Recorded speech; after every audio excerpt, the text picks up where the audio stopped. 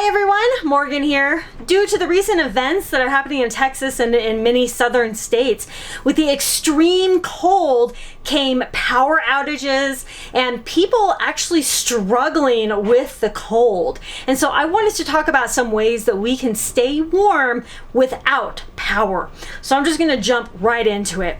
First of all, I want you to try to seal off any cracks. Like, I want you to go around your windows and doors and try to seal off anything that you feel any type of air coming through. Go ahead and you can just get like a towel and like push it under the door if you want. Or, you know, with your windows, if there's actual like cracks around the windows or something, you feel that air, you can actually get some caulk. You know, just make sure you're not like going to seal the window shut or anything, but you could get some caulk and kind of fix that a little bit. You could also get blackout curtains and you could like Velcro them all across the window and the doors. And you could also just put blankets. You could just tack blankets up over the doors or the windows. That will help immensely. It sounds like it won't, but it will. Speaking of blankets, you could get wool blankets or just basically a ton of blankets. Any type of blankets are going to be warm. Wool is always a really good choice. Any type of like fur blankets, those kinds of things. Next, you want to make sure that everybody's staying kind of in one room, especially when you're trying to heat, like a whole family or something. Get everybody into the living room. Get everybody into a bedroom, whatever the case may be. You could even then kind of seal off that, not seal it off, but maybe put a blanket over the door, something like that, to where there's still kind of, you have some ventilation. And I say this because if you are ever going to use any sort of propane or anything like that, you want some sort of ventilation. And I'm going to get to this in just a second, but the next couple things you want to do is just layer up, okay? Just put on those layers, okay? Put on long sleeves, coats after coat, okay? And drink something warm. Okay, drink warm cocoa or coffee or tea or just warm water, okay? You still need to stay hydrated even in cold weather. You still need to stay hydrated. So just drinking that warm water will help heat up your whole system. It'll help keep you a little bit warmer. But, layering up hand warmers, either making hand warmers yourself, if you can, or getting the packets of hand warmers. Those are like so cheap, and getting those and using those for your hands and feet, those are really nice. Another way is if you do happen to have a fireplace, of course, make sure that your fireplace is ready to go well ahead of time by getting it cleaned and maintained and serviced. If you've never used your fireplace before and you're choosing a time during a blackout to use it for the very first time, there could be problems, especially like if you don't know if it's opened or closed, and you don't know if the smoke will just come back in, and that could be extremely dangerous for you. You want to make sure that your fireplace is nice and clean, and so that make sure that the smoke is actually going where it's supposed to go instead of back into your house, which could be disastrous. In addition to a fireplace, of course, a wood stove is highly recommended. Even just a small wood stove. I mean, they make all sizes of wood stoves. If you are ever going to use a generator to power, let's say, your freezer or fridge, or just to power like an electric heater or something like that, I do really want to caution that your generator should be at least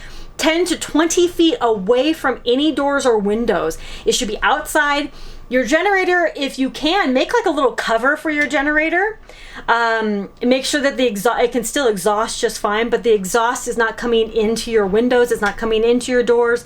Do not put your generator in the garage. I've talked about the dangers of carbon monoxide, and every time that there's blackouts and people have to use their generators, there are deaths because of carbon monoxide poisoning. It is very serious. And that's where I'm going to talk about this as well. This is a buddy heater. I love the buddy heater. We use it for our greenhouse. We use it to warm up, when we're in the shed and it's very, very cold, but we need to do some work, right? We use a buddy heater. We have two of them, one for the greenhouse, one just for general use. I do want to make sure that you understand the propane uses, so use it well beforehand. I have a video about propane usage for the buddy heater. I have that down below.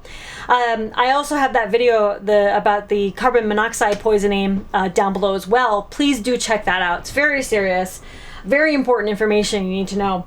So when you do use your buddy heater, if you can't keep the propane tank outside, like let's say you're using the 1 pound tank that goes right there, make sure that you do actually have some sort of ventilation, like you have a cracked window or something. I know it seems counterproductive, but even though this is safe for indoor use, you do still want to make sure that you have some type of ventilation just for that extra precaution, okay? You want to be safe than sorry. I mean, I'm not laughing, but I mean, really, like, you just want to be safe than sorry, and don't mess around with carbon monoxide or even the possibility of carbon monoxide, okay?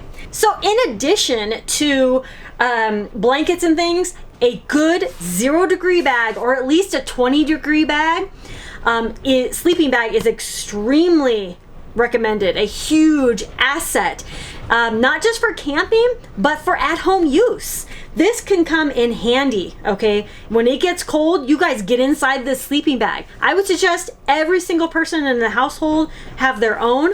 Husband and I have one, and both of our girls have their own sleeping bags. They're either 20-degree or 0-degree, but you know, having 0-degree is better, but you can layer up a little bit and then get inside the sleeping bag, and that'll help as well. When it comes to sleeping bags, just make sure that you pay attention to the rating. Make sure that it's 20 degrees Fahrenheit or 0-degree Fahrenheit, not Celsius, right? You want to make sure that you're just paying attention to that F or C on there, okay? That can make a big difference. I almost bought a sleeping bag that said it went down to 20 degrees Celsius. And I was like, wait a minute. So anyway, just make sure you're paying attention to that. And also understand your limitations with a generator, or if you're planning to use an inverter for any purposes. Inverters have very limited use depending on the wattage. Again, generators also have limited abilities depending on what type of generator you have. Make sure you understand that, you know, you may be able to only run your generator for an hour or something, you know, or 2 hours or 3 hours or whatever the case may be, in order to get like a little bit of heat. But that also brings me to the point of storing gas and storing extra propane and storing wood, whatever fuel source that you are going to use for your heating needs. If you're going to use anything, make sure you have plenty of it. You know, for a couple days, you could easily go through, you know, 4 or 5 or 6 of these, you know, 1 pound propane tanks. And you don't want to have to be running to the store to get this stuff, especially in the middle of an ice storm or snowstorm or whatever the case may be. For one, that's dangerous, and two, it's probably going to be out. We've had some friends that have been telling us that, you know, they tried to go get a buddy heater and it was completely sold out because people already saw that it was coming. So be prepared well ahead of time. This is the heart and soul of preparedness right here. It's not having to you know, be in dangerous roads to go get things that you don't need because you have them already. Okay, you're not having to try to go to the store to get things that you need, you know, and then discover that they're out. The last thing I do want to mention, you know, staying warm is plenty of water. I say this because you want plenty of water that's stored in case you need to heat it up for whatever purposes, for drinking, right? Or cooking, or, you know, maybe you want to just, you know, give yourself a bath or something, you know, whatever the case may be, you have that extra water stored so that you can use it for whatever purposes. And in this specific instance that I'm talking about, during February 2021, with the ice storm that hit hard in the southern states, you know, pipes froze over. So, you know, if you didn't have extra water, you were in dire straits. So make sure that you do have that extra water for whatever purposes that you need. If you weren't prepared this time, I highly encourage you to send this video to anyone who you heard wasn't prepared, or maybe this can help you be a little better prepared for next time as well, or just as a friendly reminder. So however this was helpful, please do share, like, and subscribe, and be sure to sign up for my newsletter at roguepreparedness.com, link down below in the description. Thank you all so much for watching, and please, I hope everyone is staying warm and safe, and that you'll be prepared in case this ever happens again. Thank you all so much for watching. Conquer tomorrow by preparing today. Bye-bye. Bye.